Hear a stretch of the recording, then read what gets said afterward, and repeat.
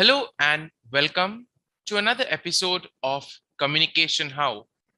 In these days, we are dealing with the various traditions in communication theory. We have seen so far the semiotic tradition, the phenomenological tradition, the cybernetic tradition, and the socio-psychological tradition. Today, we will take a look at a tradition which is important for each and every one of us because it has to do something with our identity. And today's tradition is nothing else but the socio-cultural tradition. Now, what does this tradition deal with? What does this tradition have as its key idea? All that and more, we shall have a look in today's episode dedicated entirely to understanding the socio-cultural tradition. So first and foremost, before beginning to enter into the socio-cultural tradition, it is very important to do this small exercise. Now, we could all write around 20 statements that answer the question, who am I? So who I am, 20 questions or 20 statements which answer this question. And once you have written this, you have to look back at your list and see what kind of descriptions you included. Now, if you wrote words or phrases like artistic, bashful, good student, like horses, kind to others, intelligent, generous, etc., then you are thinking of yourself in terms of qualities, traits, or individual differences, which are all socio-psychological conditions. But on the other hand, if you put down things like student, living in a particular part or living in a particular city, you are defining yourself in terms of your identity as a member of a particular group. You're identifying yourself as a member of your place within a larger community and your role with regards to others and with regards to your particular relationships. And we see that this later idea becomes the focus of the socio-cultural tradition. Now let's take a look at certain socio-cultural approaches to communication theory.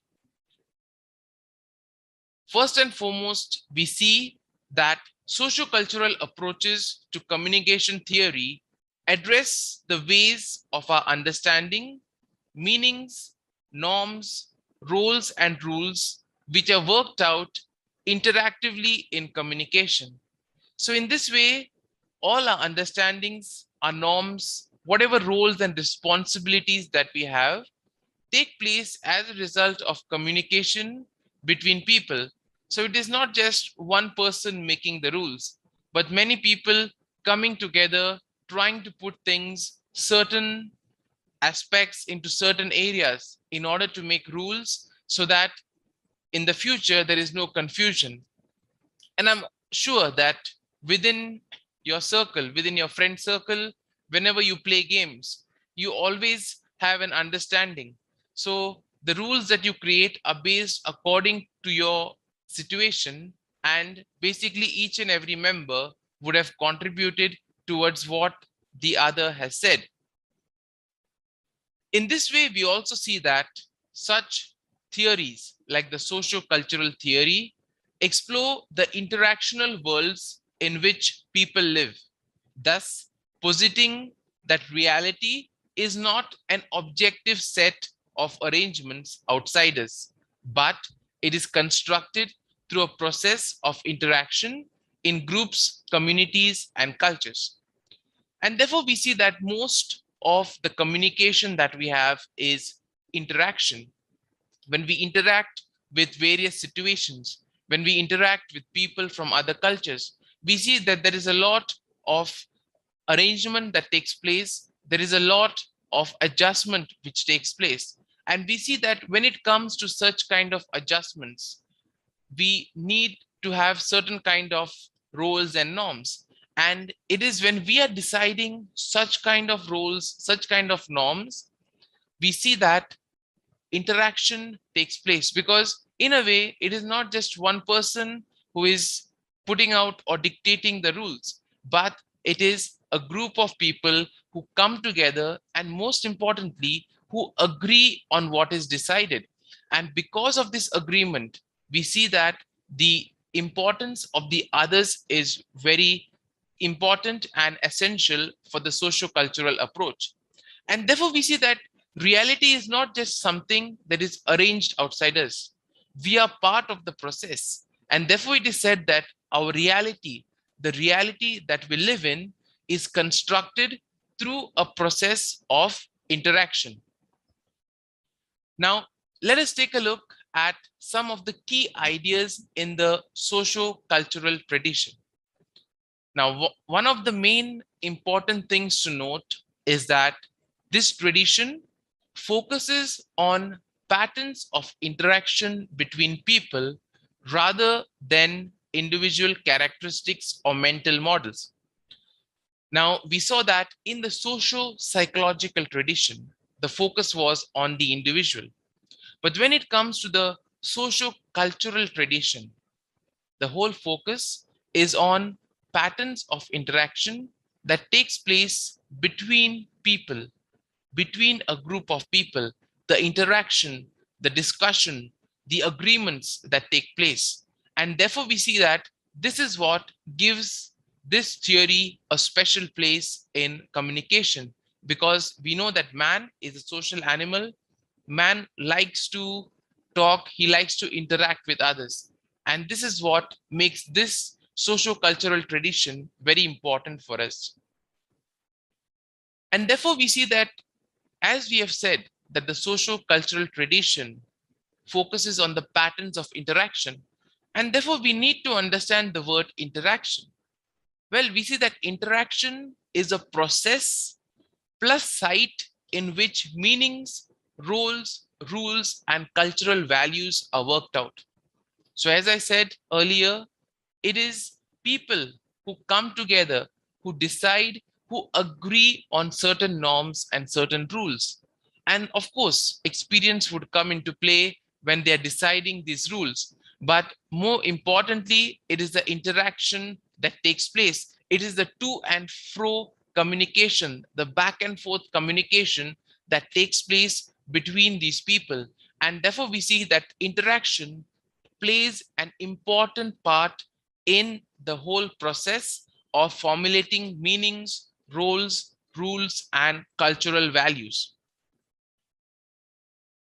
Now, although it is said that individuals process information cognitively, this tradition is much less interested in the individual level of communication. Instead, we see that researchers in this tradition want to understand ways in which people together create realities of their social group. They want to see how people are able to create certain roles, rules, etc. How they're able to create their own realities of their own social group through interaction and through discussion and deliberation with one another. In this way, we see that it is not only social groups that create realities in this manner, but it's also organizations and cultures, because we see that in a particular culture, people who belong to that culture are united. And in this way, we see that there is a lot of interaction that takes place between these people within that particular group. And therefore, we see that the categories used by individuals to process information are socially created in communication according to this socio-cultural tradition. That means whatever categories we create, all these are created socially through communication, through a process of interaction with one another. So at the same time, we see that there is a healthy skepticism within this movement about the discovery methods of research. Now, instead, we see that the socio-cultural researchers tend to subscribe to the idea that reality is constructed by language, which means that whatever is discovered must be heavily influenced by the interaction patterns of the research protocol. So therefore, we say that when these sociocultural researchers discover various kinds of interaction patterns, so they say that first and foremost, reality is that which is constructed by language. And therefore, through the interaction patterns, they discover how various things have come into being. So therefore, we see that the whole process of interaction plays a very important role in this socio-cultural tradition. Thus, we can say that within the socio-cultural approach, knowledge is highly interpretive and constructed. So because most of the decisions, most of the agreements take place through the interpretive method, therefore we see that whatever is the outcome is the knowledge, is the information. And therefore, in this tradition, knowledge becomes interpretive and constructive. Now we see that these theories also tend to deal with how meaning is created in social interaction in actual situation. So we see that the meaning of words within such situations assume high importance, as do behavioral patterns in interaction in real time. And therefore, we see that researchers in this tradition are always interested in what is getting made by these patterns of interaction. So as we see that the meaning of words also do get their particular roles, do get their particular meanings through this interaction pattern. And therefore, that is why we probably can assume that researchers are really interested in trying to understand and analyze this interpretive method. Now, let's take a look at the focus of the socio-cultural theories. So we see that many socio-cultural theories focus on how identities are established through interaction in social groups and cultures. So we see that identity becomes a fusion of ourselves as individuals within social roles, as members of communities, and as cultural beings.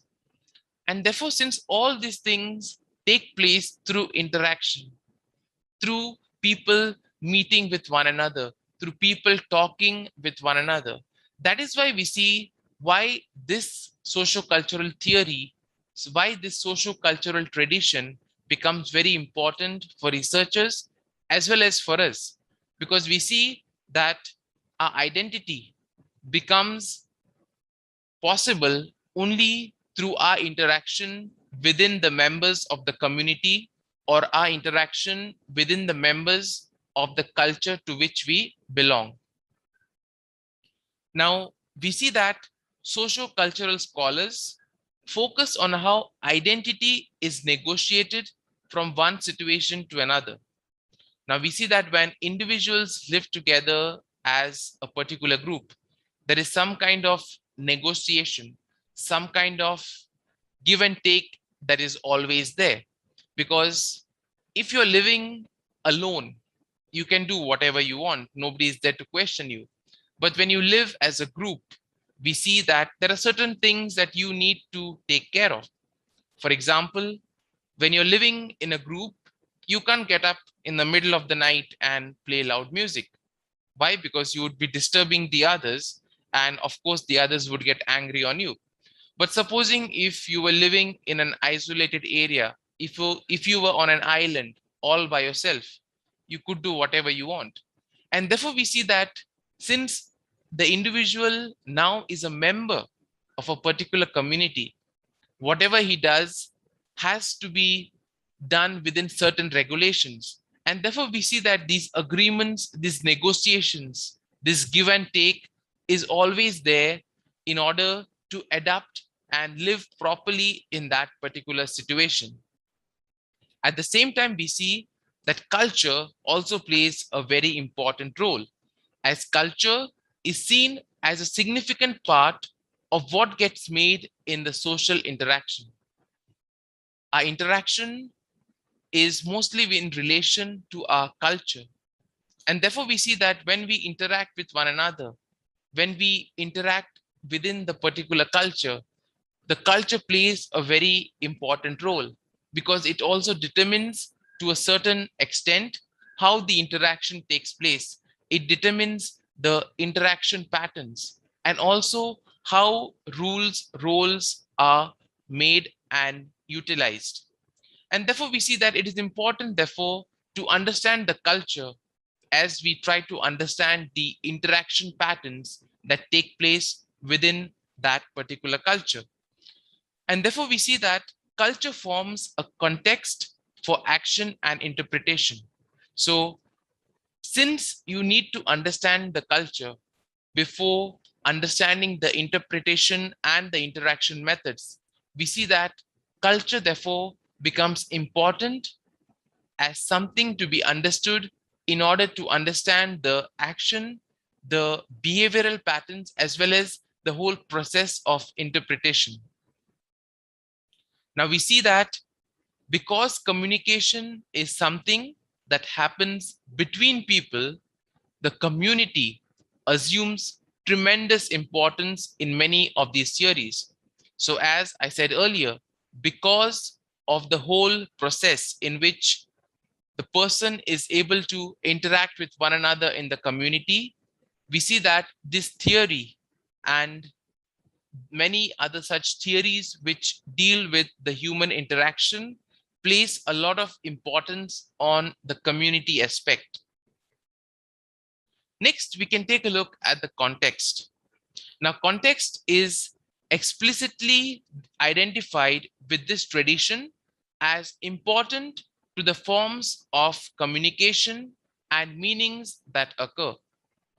Now, we see that symbols are already important in any interaction, and these assume different meanings as communicators move from situation to situation. So the symbols and meaning important to a particular social group and culture are fascinating to the socio-cultural researchers. And therefore, we see that when we take a look at the symbols, we see that in a particular culture, in a particular environment, one object could mean one thing. Whereas when you place the same object in a different culture, it would symbolize something else. And therefore, we see that why symbols are important and why they assume different meanings in different culture and different situations and socio-cultural patterns. And therefore, we see that because of the importance of culture and context, socio-cultural work is generally, though not always holistic, but it is in a way very important for our research. And therefore, we see that researchers in this tradition may not focus on the small aspect of the whole situation, but they fully recognize the importance of the whole situation to what happens on a micro level of interaction. So they may focus on a very small aspect as well. They may focus only on a small area for their study, but at the same time, they also know that the whole larger context plays an important role. For example, if the researchers are studying interaction between two people, they have to also understand the whole cultural background, the context from which they come in. And therefore, we see that even when studying a particular thing, the whole becomes very important.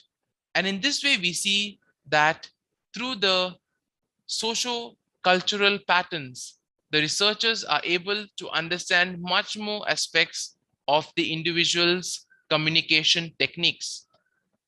Now let's take a look at some of the salient features of the socio-cultural tradition. First and foremost, we see that socio-cultural approaches to communication theory address the ways our understandings meanings, norms, roles, and rules are worked out interactively in communication. And as a result, we see that such theories explore the interactional worlds in which people live, positing that reality is not an objective set of arrangements outside us, but constructed through the process of interaction in groups, communities, and cultures. And therefore, we see that the focus is on how identities are established through interaction. So we see that categories that are used by individuals to process information are socially created in the communication process. And therefore, we see that there is a lot of negotiation that takes place from one situation to another. So, therefore, this theory also focuses on how, first and foremost, identities are established through interaction, and then how identity is also negotiated from one situation to another. And therefore, we see that identity becomes a fusion of the individual self with social, community, and cultural roles. So, therefore, the identity of the person is fused with the social and the community roles into which he is put into. Next, we also see that because of the importance of culture and context, the socio-cultural work is generally, though not always, it is in a way holistic. So we see that researchers in this tradition may focus on a small aspect, but as we discussed earlier, they fully recognize the importance of the larger context of the cultural implications on it. And we see that there are several theorists within the socio-cultural tradition, each of whom approaches the communication in this tradition a bit differently. Now, we see that Wittgenstein used the metaphor of a language game to discuss the way people follow rules to do things with language, as well as the fact that these rules vary from individual and from culture to culture. So what are these what is this language game? What are the rules of the language game? Well, first and foremost, we see that just as there are different rules for games such as chess and cricket, there are also different rules for different language games. So, whenever it comes to giving and obeying orders, whenever it comes to asking and answering questions and describing events, we see that these things are language games. So, basically, when you engage in language games, you are basically performing an act. You're basically stating, questioning, commanding, promising, or performing a large number of possibilities. So, in other words, we see that language game basically refers to the way people follow rules to do things with language, and also the fact that these rules vary in one game to another. And therefore, we see that language games basically refer to what actually you are performing or the act that you are doing. Now, we also see that another influential perspective within the socio-cultural approach is ethnography, or ethnography in certain words also refers to the observation of how actual social groups build meaning through their linguistic and non-linguistic behaviors. So ethnography looks at the forms of communication used in specific social groups. Now, the words they use and what those words mean to the group, as well as the meanings for a variety of behavioral, visual, and auditory responses. So, in this way, we see that the ethnography plays a very important role in the socio-cultural approach as well. So, we have seen that interaction, also language games, and now ethnography Apart from that, we see that cultural context is very important. And all these things play a very important role in how we communicate, especially in the socio-cultural tradition. So thank you for participating and watching this video. And we shall meet next time when we deal with the critical tradition of communication theory. Thank you.